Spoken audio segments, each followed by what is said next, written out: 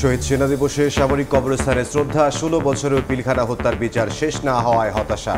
দেশের নিরাপত্তা ব্যবস্থা ধ্বংসের ষড়যন্ত্রে জড়িতদের মুখোশ উন্মোচনের দাবি। আমরা চাই সুষ্ঠু বিচার, পর্দার আড়ালে যারা ছিল তাদেরকে বের করে নিয়ে আসা।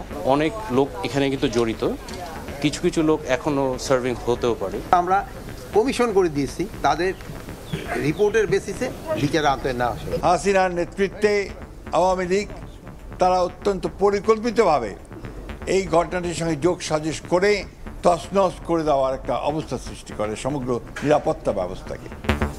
পিলখানা হত্যার বিচার প্রক্রিয়া নষ্ট না করার আহ্বান সেনা প্রধানের। বললেন, দেশের অরাজক পরিস্থিতিতে কাদা ছোড়াছুড়িতে বিপন্ন হবে সার্বভৌমত্ব।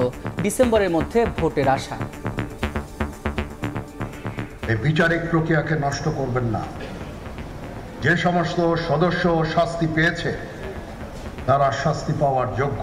নিজেরা হানাহানির মধ্যে ব্যস্ত, একজন আরেকজনের বিরুদ্ধে বিষোদ্গারে ব্যস্ত। There should be free, fair and inclusive election, and that election should be within December or দেখছিলেন প্রধান শিরোনাম। দুপুরের সময় সঙ্গে আছে আমি ইমদাদুল হক এবং আমি সাদিক হাসান ইমন। এবার অন্যান্য শীর্ষ সংবাদ।